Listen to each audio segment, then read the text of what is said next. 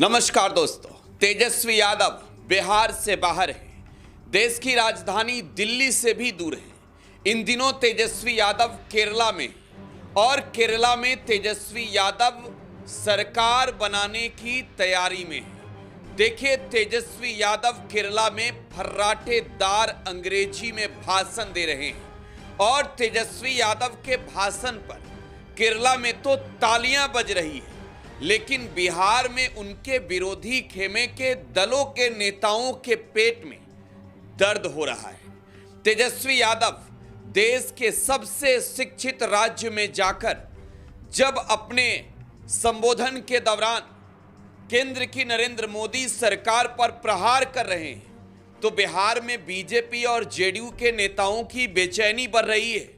तेजस्वी यादव को नौवीं फेल कहकर कितनी दफे बीजेपी और जेडीयू के नेताओं ने निशाना साधा।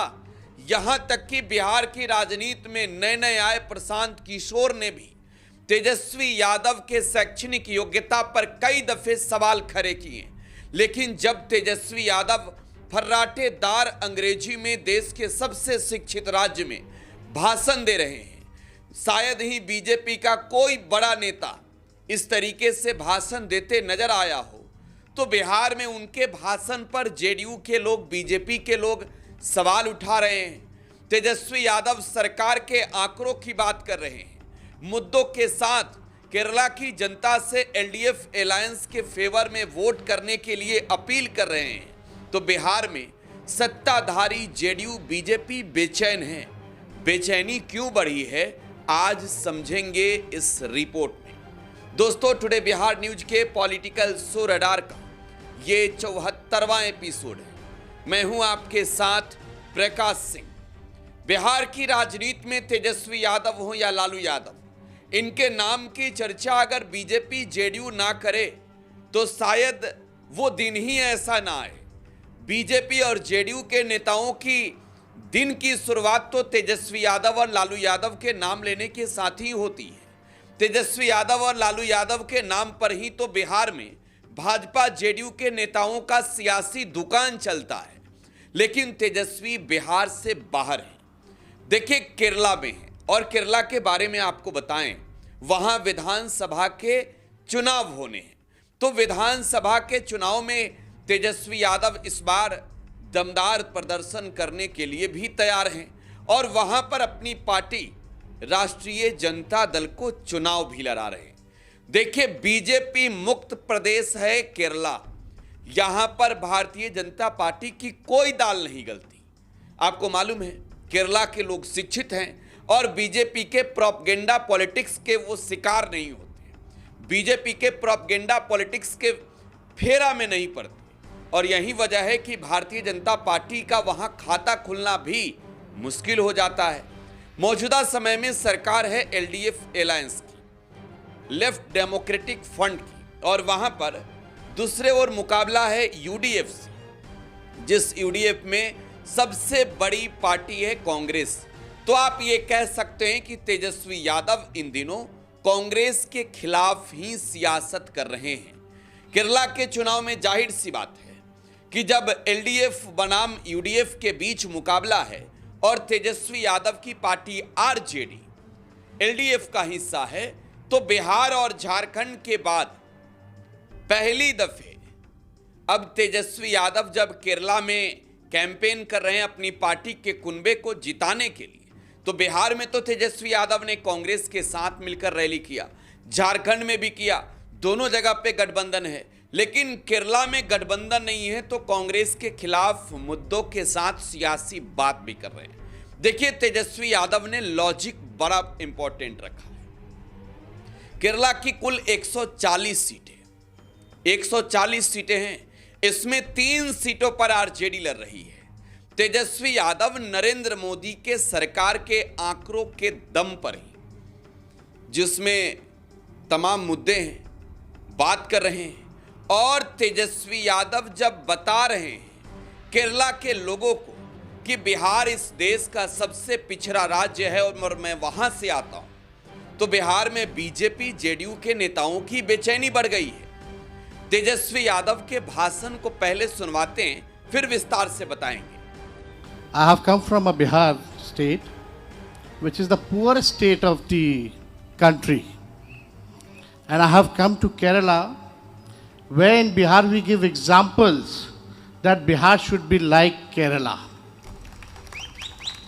We are very proud of Keralam people and the Keralam state. Let us remind ourselves of what we have common. What do we need to focus on? What is it that our fight is about?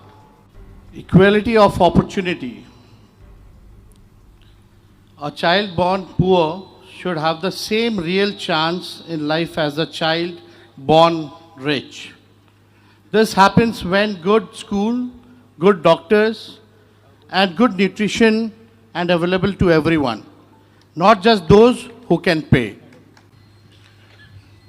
Social infrastructure, public investment in hospitals, schools, transport, and housing is a collective asset that raises the quality of life for everyone, especially the most unsafe.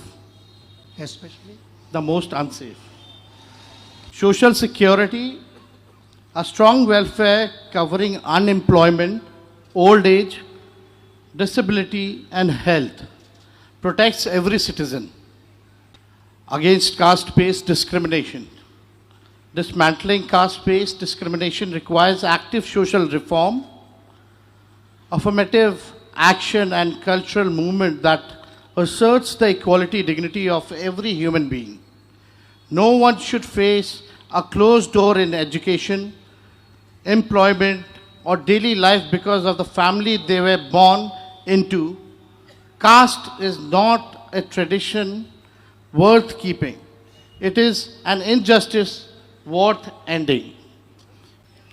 Our secular society treats every citizen as an individual with equal rights. Your religion should never determine what opportunities you get or what dangers you face. A society that pits on one community against another only serves those in power, never ordinary people. Every young person deserves equality education, meaningful employment, affordable housing, and a political voice. Investing in youth is investing in the future of society. Itself, society owes young people a real shot, not just a motivational slogan. The economy and the state must serve human welfare, not the other way around. I'm very happy that CM Pinarayi Vijayan government, in 10 years, he had done a lot of work for the society, for the Kerala state, and we give example of his work. During the COVID period of... ये RJD नेता व बिहार विधानसभा में नेता प्रतिपक्ष, बिहार के पूर्व उप मुख्यमंत्री और राष्ट्रीय जनता दल के राष्ट्रीय कार्यकारी अध्यक्ष तेजस्वी यादव थे, जिनके फर्राटेदार अंग्रेजी भाषण सुन रहे थे। भाषण से ही समझ गए होंगे आपकी तेजस्वी यादव के तेवर अब तल्ख हैं।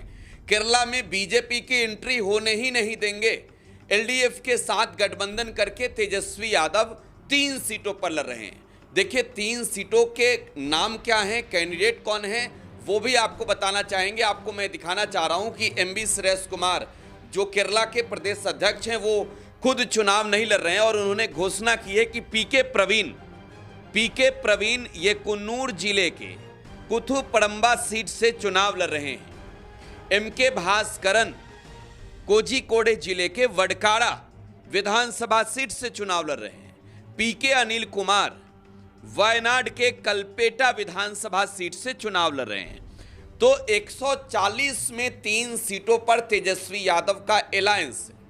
इस अलायंस के साथ लड़ रहे तेजस्वी खूब पसीने बहा रहे हैं, साथ ही साथ केरला में बड़े दावे भी कर रहे हैं। तेजस्वी यादव ने केरला में मीडिया से बातचीत की है, क्या कुछ कहा है जरा वो सुनिए। देखिए, हम लोगों का गठबंधन जो है एलडीएफ में हुआ है और हम लोग यहाँ चुनाव प्रचार में आए हैं और पूरा भरोसा है कि इस बार एलडीएफ जो है फिर से चुनाव जीतेगी और फिर से सरकार बनाएगी। जिस हिसाब से 10 साल में जो केरला में जो काम हुआ है, हम समझ सकते हैं कि हम सब लोग तो बिहार से आते हैं, जो सबसे देश का गरीब राज्य है, और जहां हेल्थ एजुकेशन की अगर बात करें तो सबसे नीचे पायदान पे है।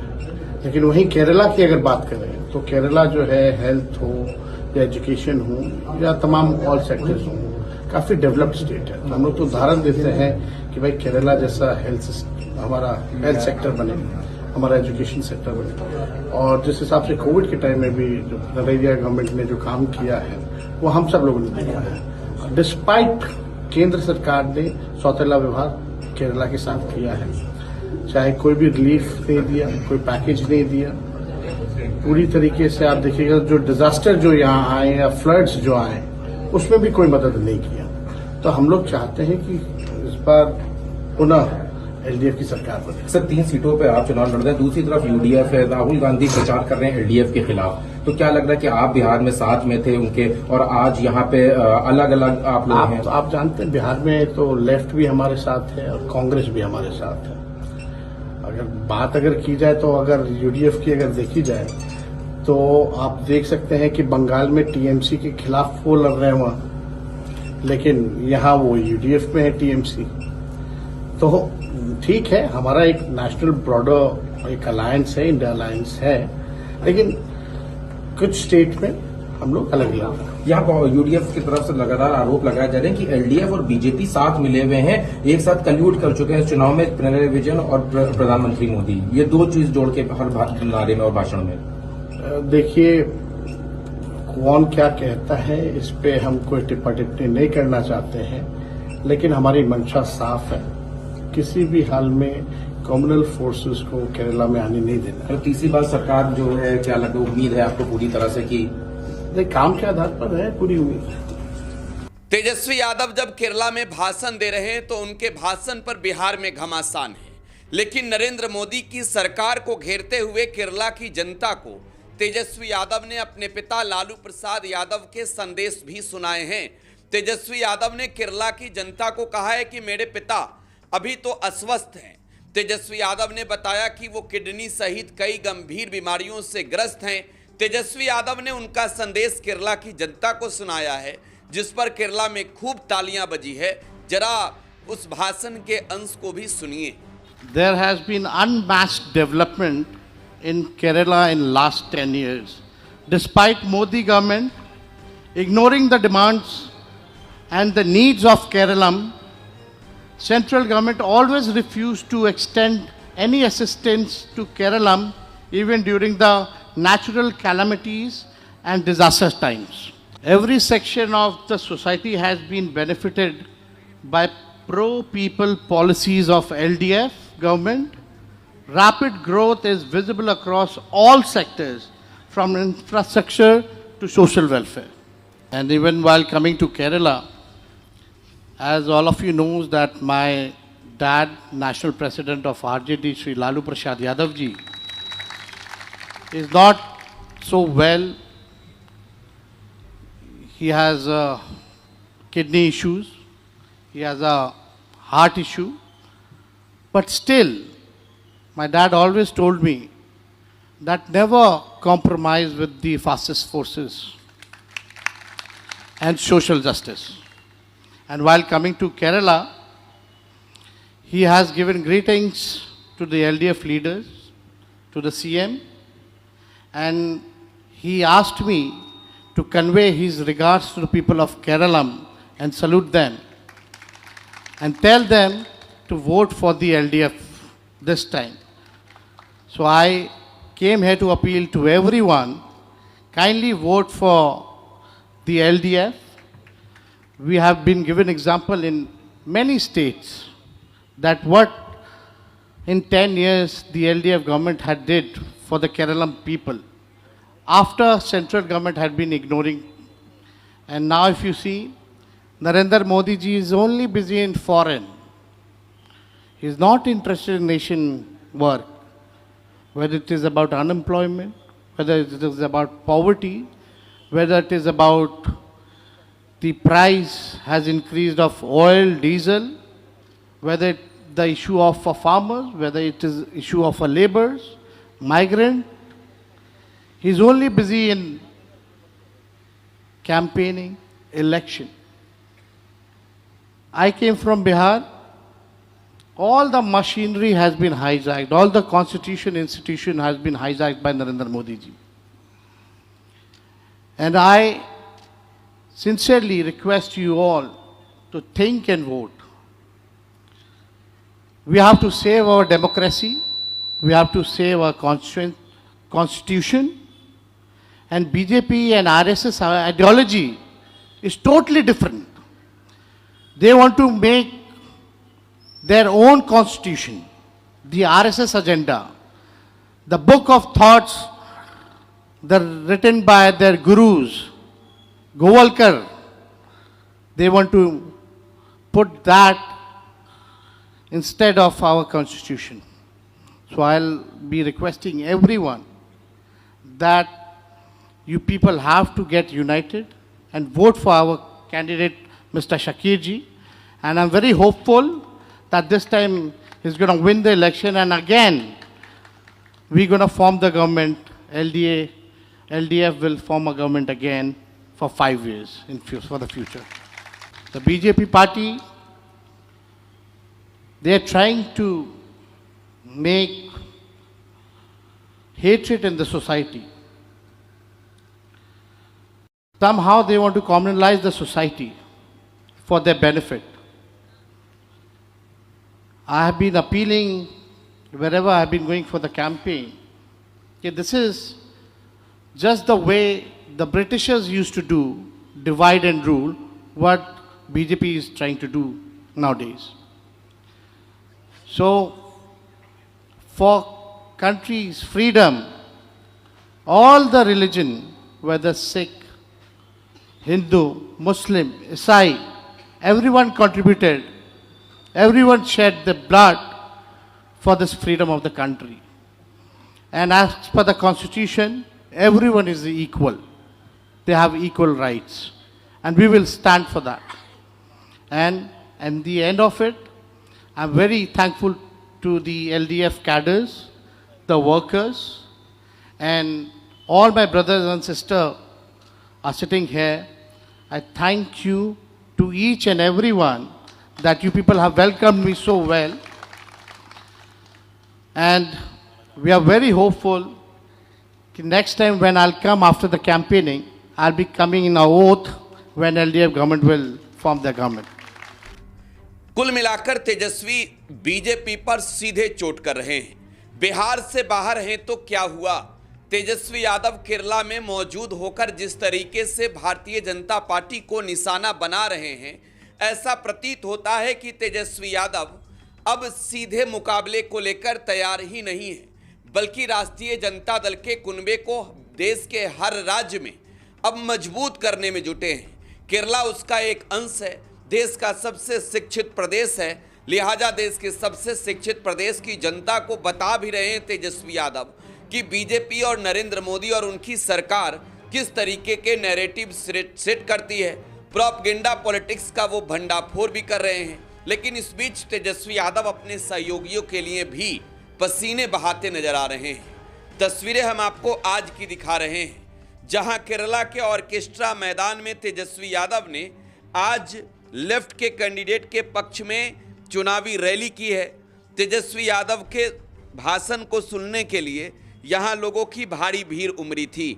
आपको बताएं कि परेम्बा विधानसभा सीट से सीपीआईएम के कैंडिडेट टीपी रामाकृष्णन हैं, जो एलडीएफ अलायंस के कन्वेनर भी हैं, और उनके लिए तेजस्वी यादव ने आज जनता को संबोधित किया है।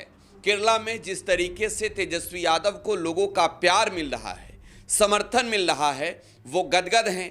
तेजस्वी यादव के भाषण से केरला में एलडीएफ तो मजबूत हो रही है, बीजेपी को सीधे तौर पर आप कहें तो बड़ा झटका पर झटका लगते दिख रहा है। तेजस्वी बिहार के बाद अब केरला में धुआंधार चुनावी रैली कर रहे हैं। रडार में आज बस इतना ही। आप टुडे बिहार न्यूज पर बने रहें। धन्यवाद।